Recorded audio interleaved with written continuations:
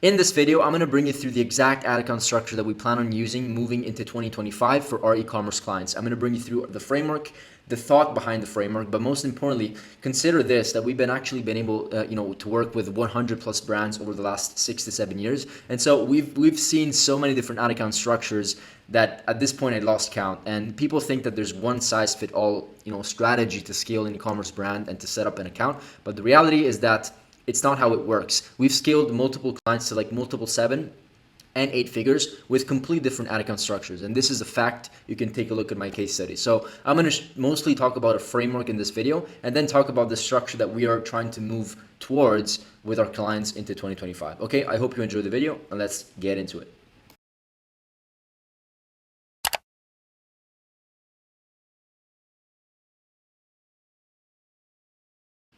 Great, let's get into the video. So let me start off with some proof here. I mean, if you haven't seen our case studies, just so you know that I'm qualified to speak about these things. If you are a new viewer, of course, you can maybe take a look at some live accounts, live case studies. I've like literally dozens and dozens in my YouTube videos. I've uploaded over 100 videos, I believe. And so a lot of those videos are actually live case studies. I bring you through everything. So this is just a quick screenshot and proof, just so you know the caliber of clients that we've been able to work with and serve, $1 million months, 8-figure companies, and a lot of these companies are also, this is not their only revenue stream, meaning they also do Amazon, they also do like Etsy, eBay, and they also are into retail, wholesale. So some of these companies are actually a lot bigger than what you see over here, but these are just the online results. Okay. Now, moving forward, I want to bring you through a disclaimer, and this is kind of a funny one here. I have a whole kind of like structure of how we're going to start testing and moving forward with clients. But as I explained this, which is my preferred strategy and framework, after testing it with several clients this year alone specifically, there are certain caveats into how I think agencies and companies should grow and scale. Okay. And I'll bring you through all these examples. Now stick with me until the end, because what I'm going to do over here as well is actually show you, just some testing accounts and basically the structure of the ads and the structure of the ad sets over here. So make sure to stick until the end if you want the exact, actual, real representation of what I'm talking about in this video. Okay, so stick until the end. Now, disclaimer here first: ad accounts are like your boyfriend or girlfriend. And this is kind of weird. And I actually heard this on a TikTok. I hope I could quote you, but I just don't remember what your name is. And it was kind of funny. And it made me think. And basically, this guy was saying, the ad account is like your boyfriend or girlfriend. If you just treat your boyfriend every single night with cookies, snacks, dinners, then your boyfriend is probably going to be used to it, right? Used to getting that, those cookies and that dinner and that, cuddling, whatever it is. And same with your girlfriend. If you cuddle your girlfriend every single night, the moment you stop cuddling your girlfriend, something crazy is going to happen. An explosion is going to happen, right? And so you should be looking at the way that you structure your ad account in a similar way.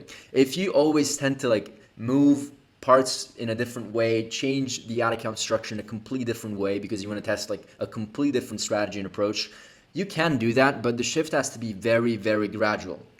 Right? If you stop cuddling with your girlfriend from 365 days out of 365 days, and then you just stop, then of course, as I said before, your girlfriend is probably going to ask, what's going on? I mean, there's going to be a panicking situation. And same thing is with your ad account. The ad account is going to panic and say, what's going on? And it's going to give you bad results, and it's going to give you inconsistent results, and your campaigns are going to just not perform in the initial long period. And so what we want to do, I don't know if this was like a perfect example, to be honest, but I hope you got the point. So if you the ad account is not ready for drastic changes like that. And so you either if you want to change your ad account structure, you actually need to do it very, very gradually. Okay. And you can't expect to just the ad account to learn from your new approach from day one and get results immediately. So I don't really when we actually getting into my argument, when we actually grow companies and they are semi-established and they are running only ABO campaigns and it's working very well for them, we actually just keep running with that. And then as we want to evolve into growing the company even more and optimizing it, we introduce new campaigns, but at very low budget and very gradual until we get to a point where we're comfortable making the shift. And then and only then we make the shift, if it even makes sense. Because sometimes if you start the account with an ABO, whatever strategy number one, whether it's ABO, ACS, CBO, whatever you want, and it's working and it's doing well, like there is technically no reason to shut it off and change the entire operation, right? And so there's a couple things to consider there. Now, this was kind of the first disclaimer. Don't change the ad account from day one, like boom, change everything, move things around. It's gonna fuck your ad account and it's not gonna do very, very well. Excuse me the French. Now, let's talk about what we are trying to do moving into 2025 with some, with not all of our clients, but most of our clients at this point, okay? So we start, we want to create this creative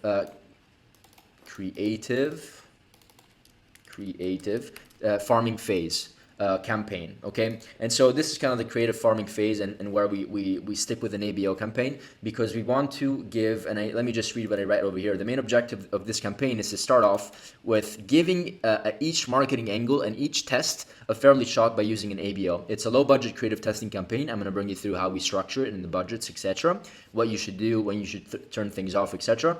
But it's basically giving it a shot, and it's a low budget creative testing campaign that is not meant to scale. So you're not supposed to like aggressively scale this campaign at all, but it's just to like get information and collect data. So although we have some clients where it is actually profitable, and it's we actually scale it depending on a client to client, but we actually can scale it by like 5-10% here and there, just because of the sake of it.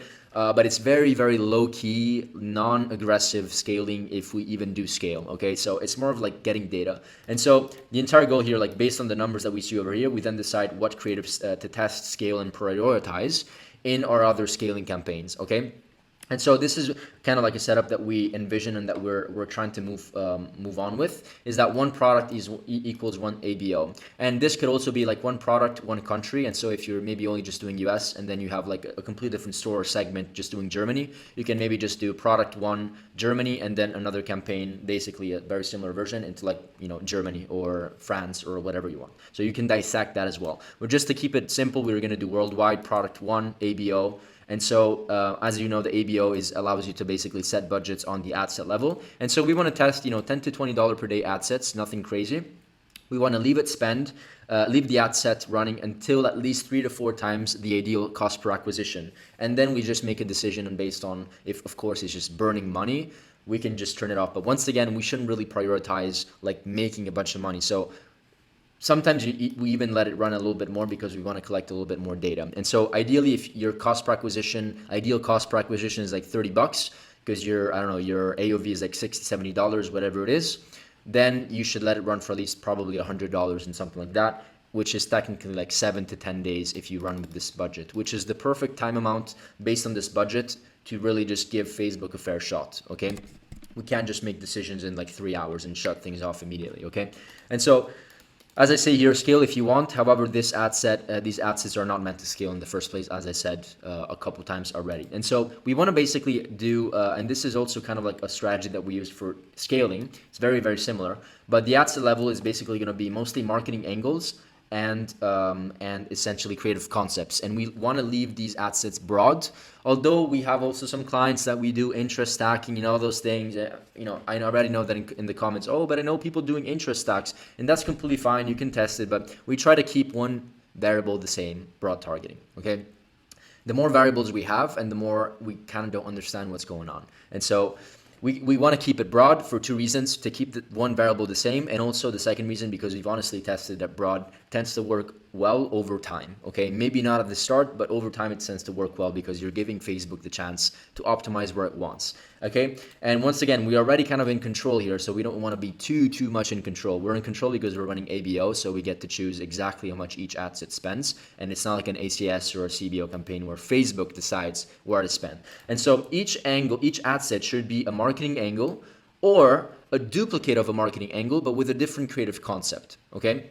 And so an example could be like test number 1, turkey neck. So just imagine we're testing like a beauty product that is like a facial sculptor, okay? And so avoiding turkey neck and making your turkey neck go away for old people is one marketing angle. So this can be one ad set. We can also have like another ad set like this, which is the same thing. We would call it test number 2, turkey neck, but then we would add another angle. So maybe this was like a UGC style, which is one creative concept, and this maybe was like a B-roll style, if I can even spell B-roll. Or maybe it was AMSR, whatever that is called, that type of creative style. Or maybe it was a before and after, or maybe it was a collage or carousel, whatever, right? So different creative concepts.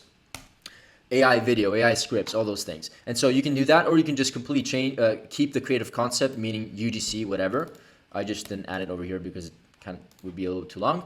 And then you can just scale with marketing angles. And so turkey neck is one angle. Natural solution, instead of like surgery, natural solution is another one. Glowing skin, get your glowing skin back like in your 20s, another one. Snatch jawline, get your jawline snatched like you're 25 or whatever. And so can you see how these are different marketing angles? And so what we do over here is that you can actually run flexible ads. So upload like 3-4 images, 2-3 headlines here and there, but you can also just do the normal if you're not a fan of flexible ads where Facebook decides what variations to choose here and there. Then you can obviously also just do normal, like you run 3-4 ads.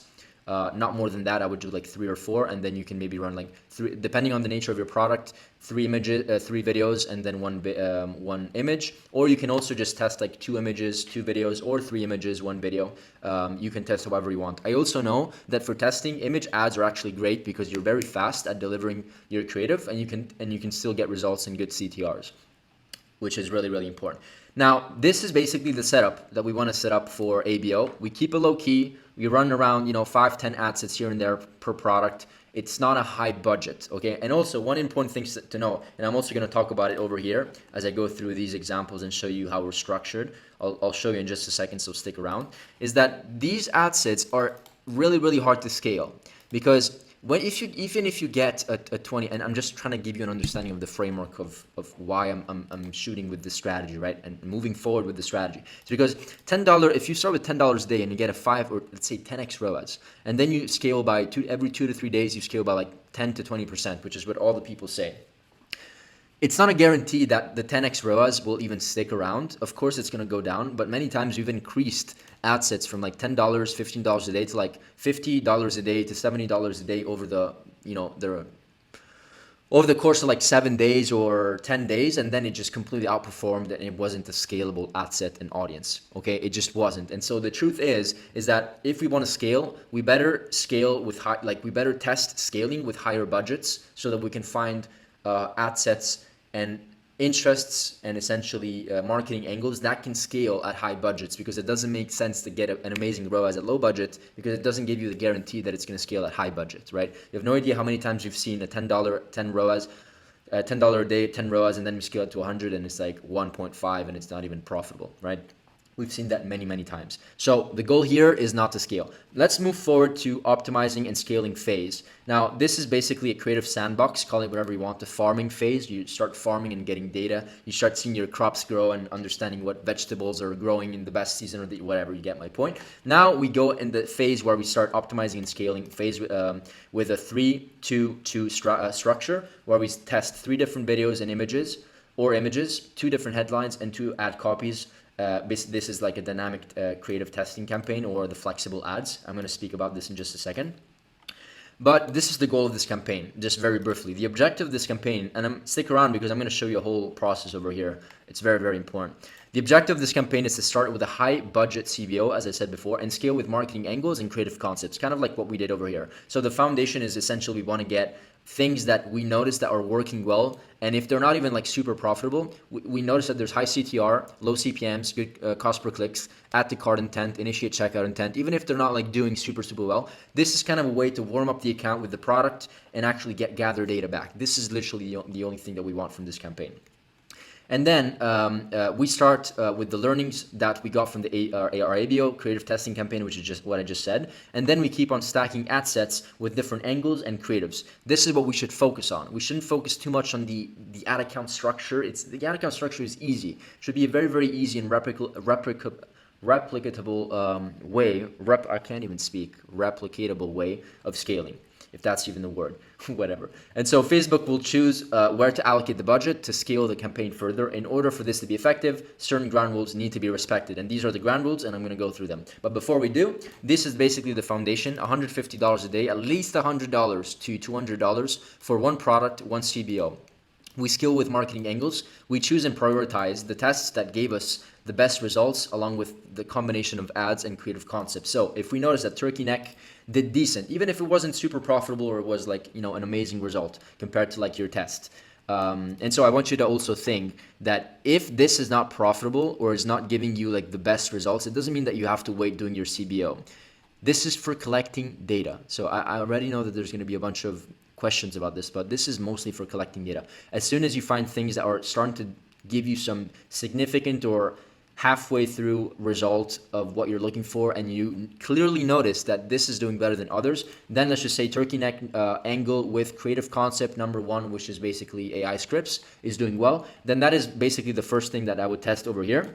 One other thing to notice is that assuming you're running at $150 a day, don't just put one ad set, put at least 3, okay? Because then it doesn't get, it doesn't make any sense. You should always have 3 ad sets running on a CBO campaign, because then it doesn't really make too much sense, okay? And I'm gonna bring you through exactly how many tests per week and all that stuff in just a second, okay? Now, we would start, assuming that this is the right angle that is giving us the good results, the green ones, we would start with those. And then from those, I would probably personally like replicate and duplicate the same exact marketing angles, but just shift a creative concept, because maybe before and after images work better, okay? So we want to start with the proven marketing angle that gave us the best results, as I said, for the 7th time. And then we start automatically with time stacking multiple other ad sets, but with different marketing angles and different creative concepts, either one or the other or both at the same time, okay? So this is how I would see it. So you shouldn't worry too much about touching this too much instead of except the budget, which I'm going to talk about how to scale it, how to scale this type of CBO campaign. You should focus on stacking 2 to 3 ad sets, therefore marketing angles and creative concepts per week. And this kind of brings me to kind of this little diagram that I wanted to show you over here, that is basically giving you a set of ground rules to respect, okay, which is important, okay? And so once again, here's a DTC. Each ad set has 3 videos or images, 2 headlines, and 2 ad copies. And this is how we would set it up over here. Now, let's go through these rules very quickly. Test 2 to 3 ad sets with 3-2 strategy every 7 days. Okay, if you're actually running over $1,000 a day in budget, meaning you're spending $1,500, $2,000 a day, you can also afford to do this every 5 days instead of every 7 to maybe 10 days. Okay, and so we want to be. This is also strategy. I generally would do 7 days no matter what, but note that if you spend more, the data that you collect is like faster, right? So also keep that in mind. So generally speaking, 2 to 3 ad sets, 2 to 3 creative concepts, 2 to 3 different marketing angles every single week that we want to stack to our CBO, right? Every 7 days. Each ad set will either be a new marketing angle or a new creative concept, as I said, with a marketing angle that showed promising results over in the first ABO, right? And then 80% of your energy should go towards proven concepts, right? Meaning that, for example, if the turkey neck was doing very well, then we want to still keep going on the turkey neck angle and split test different creative concepts. And then 20 to 30% of your time should probably go towards testing completely new marketing angles, so that we can understand, so that we can find angles that can beat the other angle and scale further, or both run at the same time and still scale further at the same time, okay? And so these are some ground rules, management rules. So for testing, right, check ad sets every 3 to 5 days, okay? And so if the ad set doesn't spend, turn it off. Like if within 3 to 5 days, the ad set is not spending, you should turn it off, because this is what Facebook is basically telling you. We're not spending here because we don't believe in it, and it's not going to do well because we know better than you.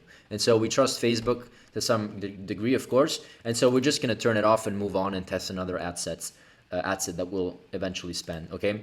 And then if the ad set gets significant spend but CPA is very bad, just turn it off, okay? If it gets significant spend immediately within 1 to 2 days, and it already spent like 3 to 4, I think I talked about it over here. If the ad set gets significant spend fast within 1 to 2 days and it spent like 3 to 4 times your target CPA, then turn it off. Don't waste time on it, okay? But to go back to over here, if the ad set gets significant spend but CPA is bad over 3 to 5 days, then just turn it off, okay? Don't get over complicated about this process. Just turn it off. If Facebook was going to attribute spend and it was profitable, of course, keep it on, which brings me to my next point over here, right? If ad set gets a lot of spend and CPO is great or doesn't hurt the business, meaning that it's breaking even, just leave it on. Okay, this is how it should be. And so to make sure that we have at least 3 ad sets on, we have to make sure that we're consistent with testing 2 to 3 ad sets every week. Because if we skip a week, we end up with maybe just one and it doesn't make sense. And at that point, you just have to turn it off. So this is the only caveat. Every week, you got to test 2 to 3 different ad sets and angles in creative concepts. Okay. Scaling. No, and this is no matter the budget, whether you're over $1,000 or less than $1,000 a day.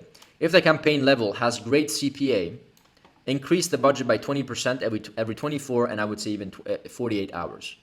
Pretty aggressive. And this is the campaign level. So over here, so from 100, you would go to 120. If $100 would be your starting budget.